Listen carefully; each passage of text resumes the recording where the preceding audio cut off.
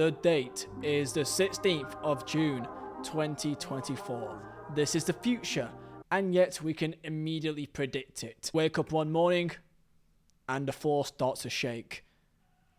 A sudden noise you can hear in the distance, but you don't exactly know what. It gets louder, and louder, and louder, and louder. It's coming on, it's coming, football's coming on, it's coming on. All to get knocked out in the quarterfinals. Everybody hates England. Let's get into it. I put a tweet out just to ask a question about, if you're not an Englishman, of course, tell me your thoughts about the English national team.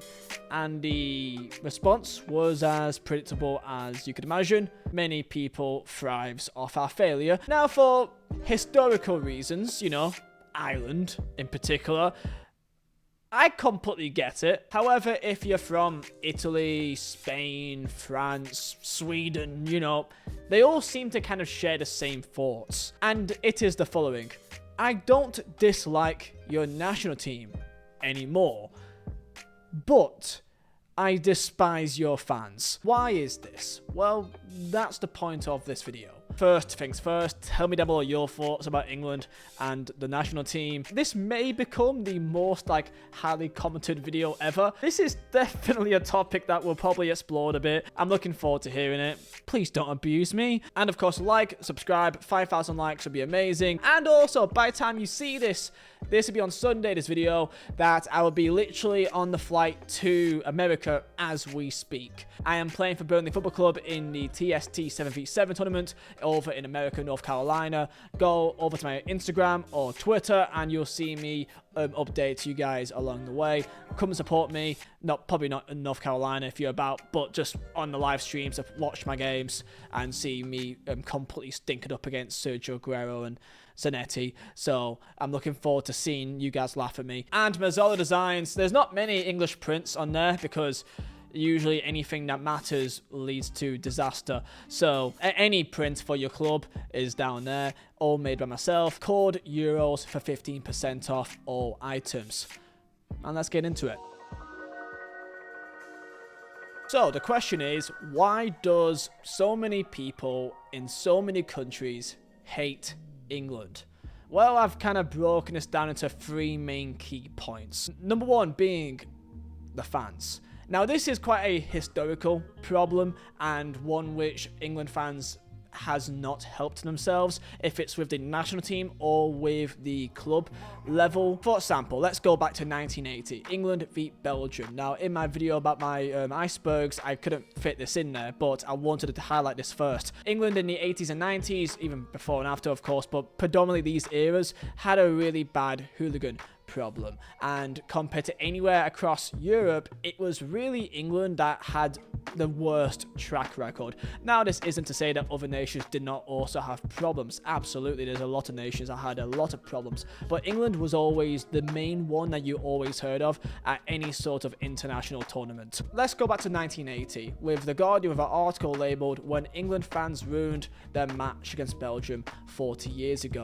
In the 1980 European Championships, England played Belgium. Hooliganism was a growing problem in England, and it was tarnishing the entire nation in the 70s particularly, including riots involving Tottenham Hotspur fans in the 1974 UEFA Cup final, Leeds supporters in the 1975 European Cup final, and England followers in Luxembourg in 1977. These are a few examples of what people known as the English disease. Even in the 70s and 80s, across the entirety of Europe, the English disease was a well-known phrase that was thrown upon the English national team, that whenever England comes to town, when England plays against any team in Europe, if it's for the national team, for a friendly or tournament, or for any English club, the entire area almost holds their breath for what is inevitably going to be a complete disaster. The same thing happened in 1980s against Belgium. That night before England's opening match in Turin, police arrested 36 English supporters,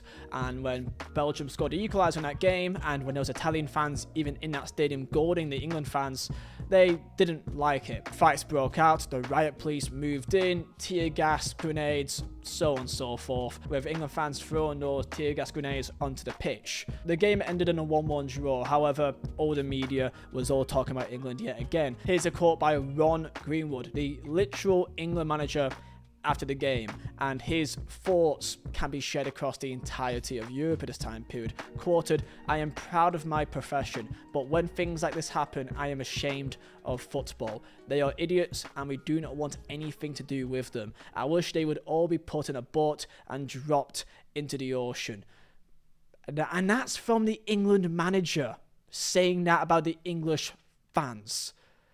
Christ. And those are just some samples dating back into the 70s, and 80s weren't much better.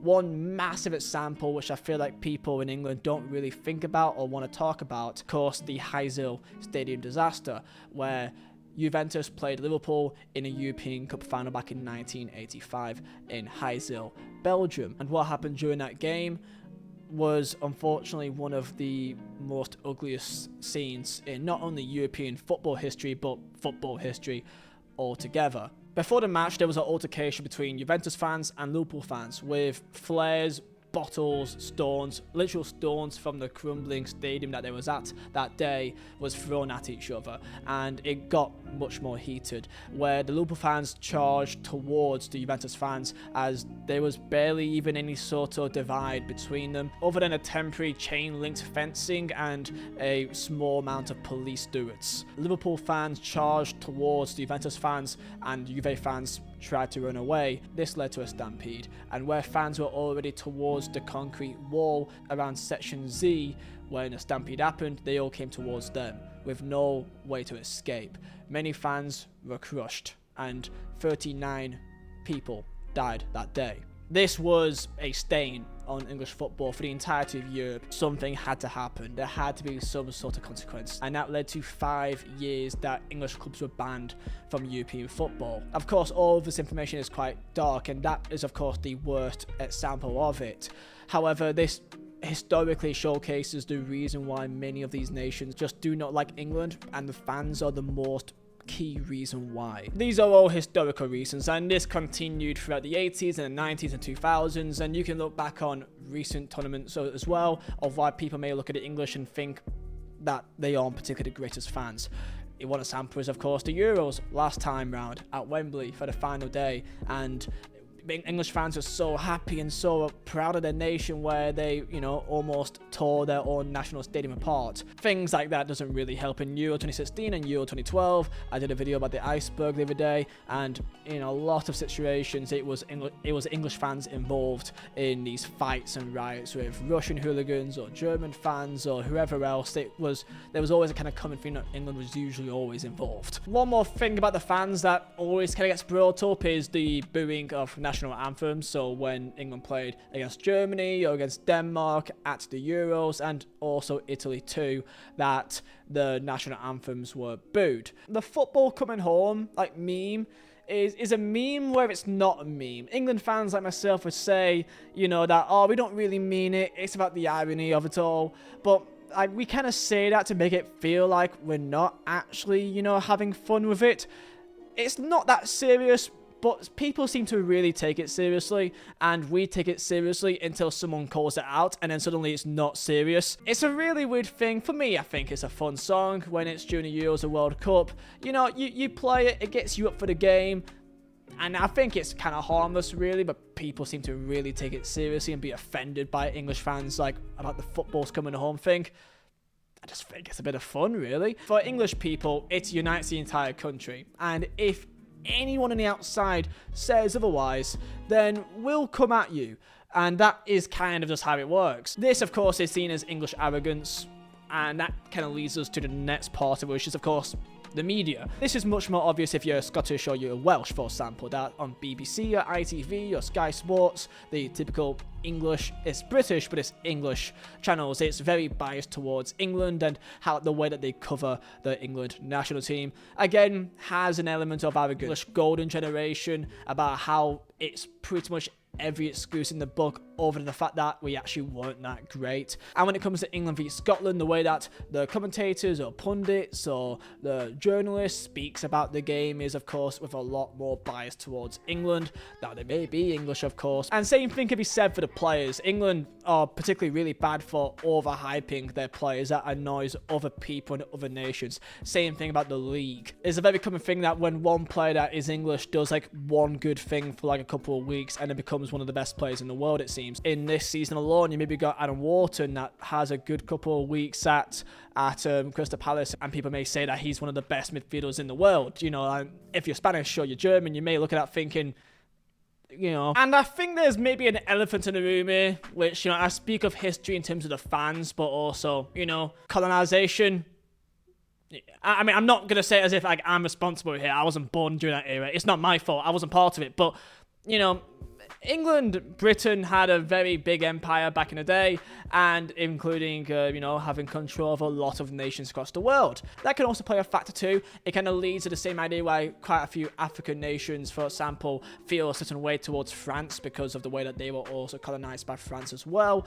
And that also plays a factor if you're from that particular nation, obviously. I feel like I've kind of glanced over that, but I can't really add any much more over the fact that England did colonize quite a bit of the world, and that can play a big factor in terms of why people just don't like England, and that's completely fine. I get it. Our fans have got a tendency to be idiots. History says that.